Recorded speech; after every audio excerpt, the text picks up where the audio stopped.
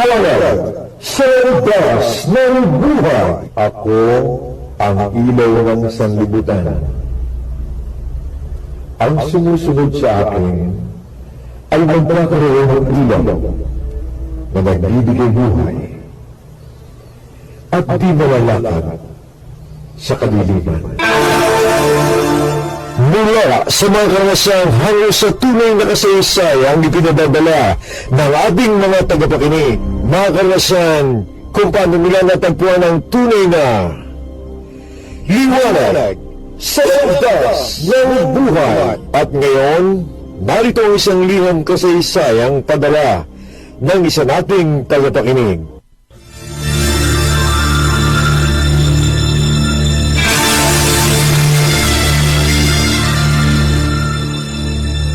Brother mine, salamat sa Diyos sapagkat ngayon may share ko na po ang kabutihang naranasan ko at ginawa ng Panginoon sa aking mga kapitbahay. Hayaan niyo pong simulan ko ang lahat nung pinagtatawanan pa ako ng mga kapitbahay ko dahil sa pagdalo ng gawain. Ihahatid na kita, Nay, sa Amvel bago ako tumuloy sa trabaho ko. Siya sige, Toti. Mabuti pa nga. Narito na ba lahat sa bag mo ang baon mo? Yung tubig, sandwich, at yung pinadadalang rosaryo ng servant leader. Oo, anak. Ikaw naman. Huwag mong kalimutan ang panyong may nakasulat na Psalm 91. Dapat lagi yung nasa bulsa mo, ha? Ay, opo naman, Nay. Narito sa bulsa ko. Tayo na!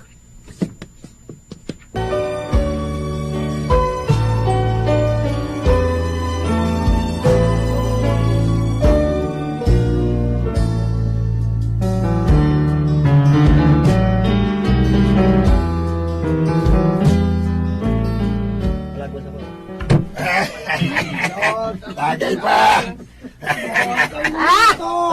Puro ka talagang kalokohan, Dory, Paano nga hindi ka mahampos ng palo-palo? Kung uwi ka naman pala, madaling araw na. Ito naman si Simang. Masakit kaya yung palo-palo. Ang totoo nito, dapat hindi na lang ako umuwi sa amin para hindi ako nabukulan. Ay, taga, mga kasama! Hey! Ito si Eleanor! Ayan, pagdaan na. Yan. Aba, tingnan nyo, naka-t-shirt ng puti, ha? At nakatatag pa ang El Shaddai. Walang palitong kapitbahay natin, Paniwalang-paniwala yan sa pinupuntahan niya. Eleanor! Ay, daan ka muna dito! Ay! Kaibigan, kasi nagmamadali ako. Ay, nakaabutan ko yung service na jeep sa terminal. Teka muna. Hindi naman naalis yun eh. Tagay ka muna. Isa lang. Uminom ang nanay ko, ha? Huwag niyo na pilitin. Amo, suplado sa person itong si Toti, ha? Para bang napakasamang bagay ang uminom, ha? Bakit? Kasalanan ba uminom? Naglilibang na naman kami dito, Tote. Isa pa, wala naman kaming gagawin sa bahay. Tama yan. Kaya kesa tumunganga, mas mabuti na itong mag-umpukan at mag-usap habang umiinom. Hindi ba mga kasama? Ay, tagay yan. Ay, Eleanor, sige na. Pampasaya to. Tumagi ka. Isa lang. Manggorio, pakiusap naman po. Oh. Ginagalang namin ang kagustuhan niyong uminom kahit tanghaling tapat. Ay. Galang niyo rin naman ang nanay ko. Hindi po siya nainom. Ba't nambabastos ba ako? Oo nga. Ganito na lang. Ayaw mong uminom ang nanay mo, hindi ikaw na lang uminom. Dali na! Ay, tagay ito! At para hindi na humaba usapan natin. Ikaw, Toti, tagay ka! Tagay! Tagay na! Pera ko na malaki. Aalis sa lugar na yon. Puro lasenggo at lasenggera ang nasa paligid natin. Kaya ako na sila, anak. Napakiusapan ko naman huwag nang piliting kang uminom. Pero nakakapikon na eh. El Shaddai, lalakad na! Sakay sa Makay, Uncle Park! El Shaddai! Narito na tayo sa terminal ng jeep. Inhale, exhale. Sige na, anak. At ngumiti ka. Yan. Ay, nanay talaga, oh. Huwag ka na magalit sa mga kapitbahay natin. Ang dapat nga ipagdasal natin sila para maliwanagan. At makilala rin nila si El Shaddai. Pero, inay, Kailangang ipagdasal natin sila, anak. Para makalaya sila sa kanilang bisyo.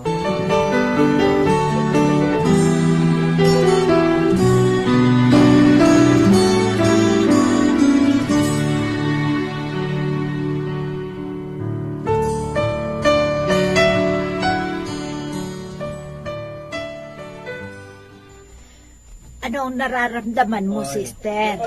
Bakit napaupo ka dyan? Nakaramdam na naman kasi ko ng pagkahilo. Uy, may nabasbasang tubig ako rito. Heto, oh, uminom ka. Salamat po.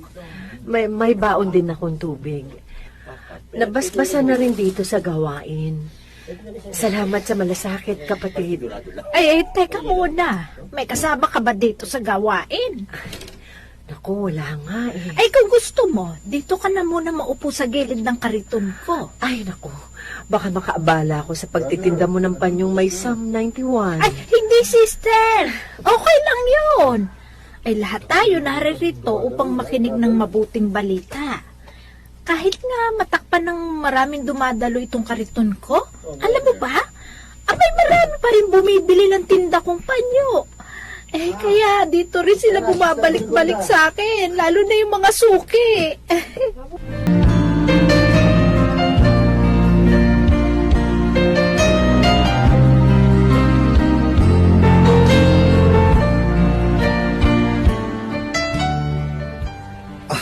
nahihilo ka pa ba, Nay? Hindi na. Nang sumumpong ang hilo ko habang nasa gawain, uminom ako ng iniresetang gamot. Sabay, inom din ng nabasbasang tubig. Kaya hindi nagtagal, nawala ang hilo ko. At eto, nakauwi naman ako ng maayos. Salamat sa Diyos. Nagiging madalas ang pagsumpo ng pagkahilo mo, Nay. Baka mas mabuting huwag ka na munang dumunod sa gawain. Naku, hindi pwede, anak. Hindi pa ako nag-a-absent sa gawain. Alalahanin mo. Pero lagi ka pong nag-iisa sa pagdalo. Baka kung kailan pasakay ka na sa jeep o bus, at saka ka matumba dahil nahilo ka. In Jesus' name, hindi yan mangyayari, Toti. Lagi akong iingatan at gagabayan ni Yahweh. Pero, Nay... Huwag mo na akong alalahanin pa, anak. Si El Shaddai lang ang mag-iingat sa akin. Tignan mo ito. Oh, ano yan? Bakit ang dami mong panyong may Psalm 91? Ipamimigay ko sa mga lasenggo at lasengga nating kapitbahay. Naku, mabuti kung tanggapin nila yan. Tatanggapin nila ito, anak. Hallelujah.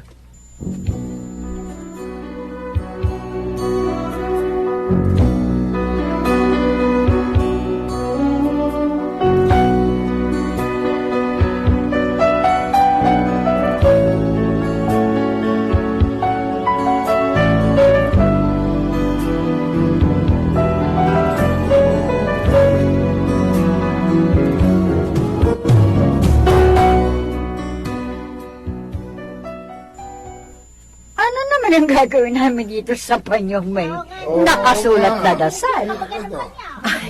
Araw-araw niyong basahin. Pagising sa umaga at bago matulog sa gabi. Para sa amin. Papasahin para sa to, ha? Para sa... Para gabayan at ingatan tayong lahat ni Yahweh El Shaddai. Ito si Eleanor. Oh. Puro ka talaga Oo kalokohan. nga. Oo nga. Sa tingin mo ba, porke binigyan mo kami nito, maniniwala na kami? Hindi lang sa tingin ko. Naniniwala akong hihipuin kayo ni El Shaddai dahil sa panyong ito. Oh, come on. Baka mamaya, sisigilin mo kami. Wala akong ibabayad sa'yo. Wala nga akong trabaho eh. Tapos magbabayad pa sa inyong sa panyong ito? Ay, praise Come God. on. Goryo, Oh. libre ito. Oh, Ang gagawin mo lang ay tanggapin to at palaging ilagay sa iyong bulsa. Kung alak pa naman yan at libre, di okay lang. Oo, sige. Oo, bibigyan ko rin kayo. Hanggat meron pa dito sa plastic bag. Magbibigay ako.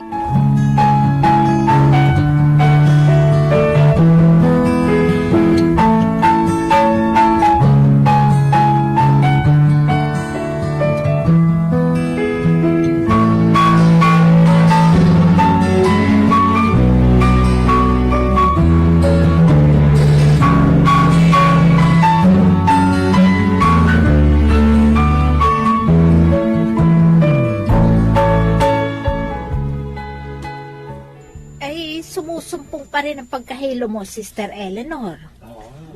Oo. Pag uminom ako ng gamot, nawawala. Pero pagkaraan ng ilang araw, nahihilo na naman ako. O dapat siguro magpatingin ka na sa doktor. Baka kailangan mong magpalit ng gamot. Ibang paniniwala ko, kapatid. Nangyayari ito dahil hinahadlangan ako ng bad spirit na makapakinig ng healing message. At kaya hindi ako ma-absent sa gawain. Oo. Nananalig akong dito ako tuluyang tatanggap ng kagalingan.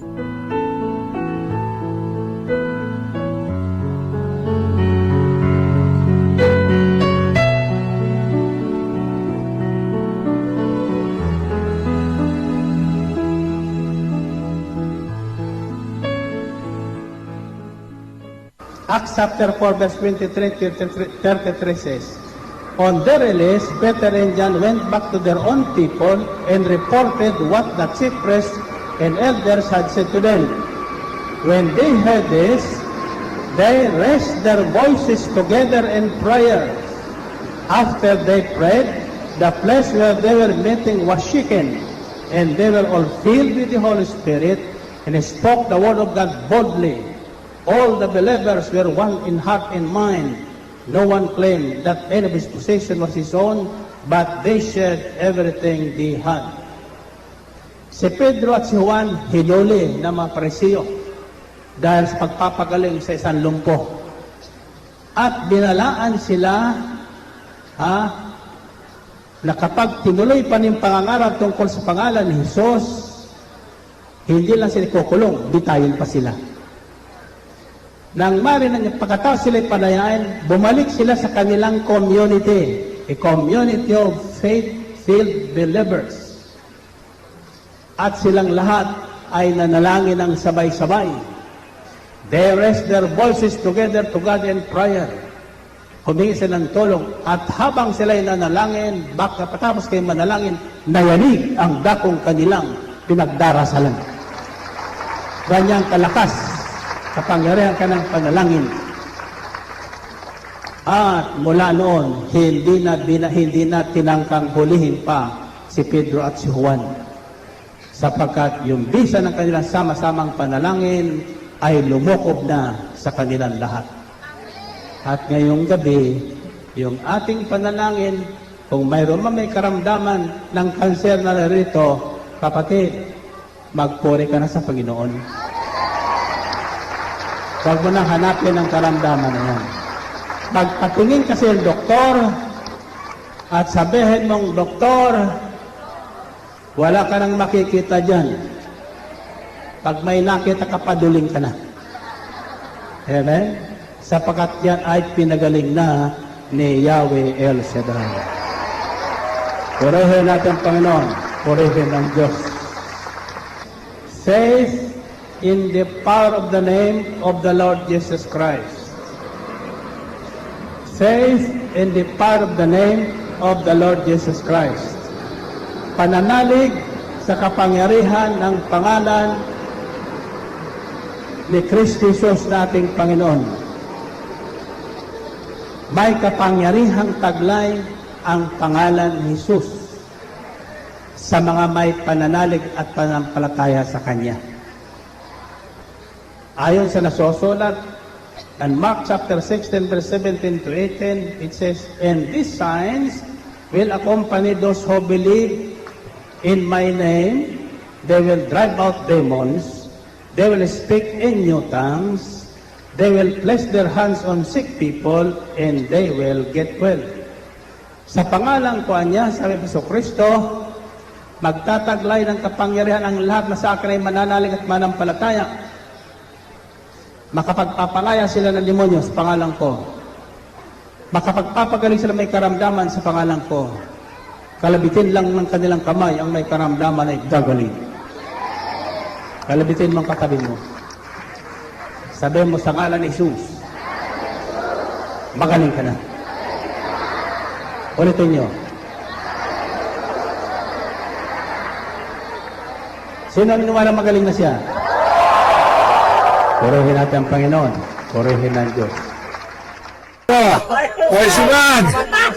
Hindi ka na tumatagay, ha? Bakit? Ha? Nako, Oo, tagay ka, Simang! uuwi muna ako, Goryo. Ha? Biglang kumirit ang tiyan ko. Kulang lang yan. Matindi ang pagkirot. Matindi. Hindi ka siguro nagbawas kanina eh. Naipon yung dumi sa tiyan mo. Hindi. Madalas nga ang pagdumi ko eh. Siguro umiinom ka na sa pampapayat. Sige na. Umuwi ka na nga muna. Baka dito ka magkalat. Sige. Ako. Babalik na lang ako, Hoy. ha? Simang, bilisan mo, ha? Oo, At babalik mga wala kang abutang stainless pagbalik mo. Sandali lang! Sino naman kaya ito? Tanghaling tapat kung bumisita. Tote, nariyan ba ang nanay mo? Oo, Aling Simang. Nasa likod po ng bahay. Naglalaba. Ganun ba? Babalik na lang ako. Hindi, sandali po. Tatawagin ko po. Ah, Mukhang importante ang sadya niyo eh. oo, kung pwede lang sana makausap ko agad siya. Oo, tumuloy muna po kayo. Hindi na, Tote. Dito na lang ako sa may pinto. Hihintayin ko siya. May dinaramdam po ba kayo? Namumutla po kasi kayo eh. Hindi, wala. Sige po. Tatawagin ko lang po si nanay, ha? Eleanor, pwede bang magtanong? Ano yun si Mang? Halika, tumuloy ka muna. Hindi. Dito na lang ako sa labas ng bahay. Ano bang itatanong mo? Totoo bang nakapagpapagaling yung El Shaddai na pinupuntahan mo? Totoong nakapagpapagaling si Brother Mike? Si Mang, si Brother Mike at si El Shaddai, hindi sila iisa. Si Brother Mike ang punong lingkod ng gawain. Ang salitang El Shaddai, ang ibig sabihin, ay our God Almighty. Our God who is more than enough. At kung tinatanong mo kung talaga nakapagpapagaling si Yahweh El Shaddai, Amen. Totoong nagpapagaling siya.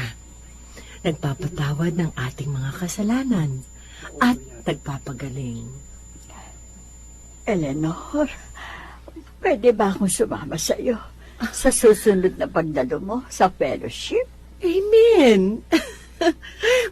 Pwede si Mang. Matagal na ako may nararamdamang pagkirot dito sa akin tiyan. Ilang araw na akong dumudumi na may bahid ko. Natatakot ako. Nagpatingin ka na ba sa doktor? Hindi pa. Alam mo namang wala kaming pera. Isa pa, natatakot ako sa pwedeng sabihin ng doktor. Alam mo si Mang, may libreng konsulta sa doktor. Mas mabuti na matignan ka rin para matulungan ka ng manggagamot. Naku, salamat. Pero, isasama din kita sa gawain. Ha? Ngayong araw ng Sabado.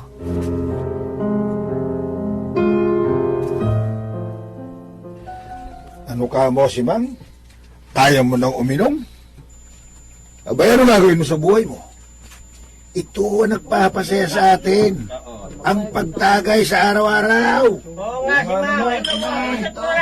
Hindi, Goryo. Mali tayo. Hindi pala ito ang kukumpleto sa buhay natin. Hindi alak ang tunay na nagpapasaya, kundi ang pag-ibig ng Diyos. Ano ka mo, Simang? Ha? Yan! Yan ang napala mo sa pagsama kay Eleanor. Nalaso na rin yung kukote mo. Hindi, Goryo. Oh, Nakalaya ko sa maling akala. ano? Nakalaya ko sa paghahanap ng anak. Ngayon, malino na ang isip ko. Oh, At gusto kong malaman ninyong higit na kasiyahan ang mapapalali nyo saan?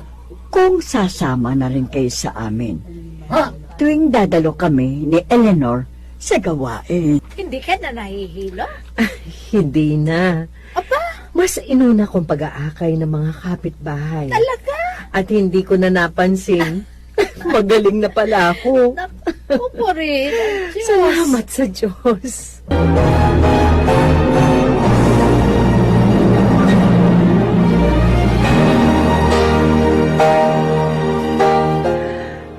Sa ngayon, patuloy kong sinasama sa gawain ng aking kapitbahay. Alam kong darating ang araw. Lahat ng lasenggo sa aming lugar ay lalaya at lalapit na rin sa ating Yahweh El Shaddai. Amen. Your sister in Christ. Inyong napakinggan ang isa na namang buhay na patutuo ng kabutihan sa atin ng ating dakilang El Shaddai dito sa Liwanag sa Landas ng Buhay. Ginampanan sa himpapawid ni na Rose Toledo, Gigi Alcazar Medina, James Cueco, at Roger Alvarez Aquino. Naglapat ng angkop na tunog, Jonas Bilien. Musika, Ray Ensalan. Production Assistant, Karen Ablanya. Ito ay mula sa pangkalatang pamamahala sa produksyon ni Brother Mike Z. Velarde para sa Prayer Partners Fellowship International. Sinulat para sa radyo ni Didit Marasigan. Direksyon, Resty Remo Talain.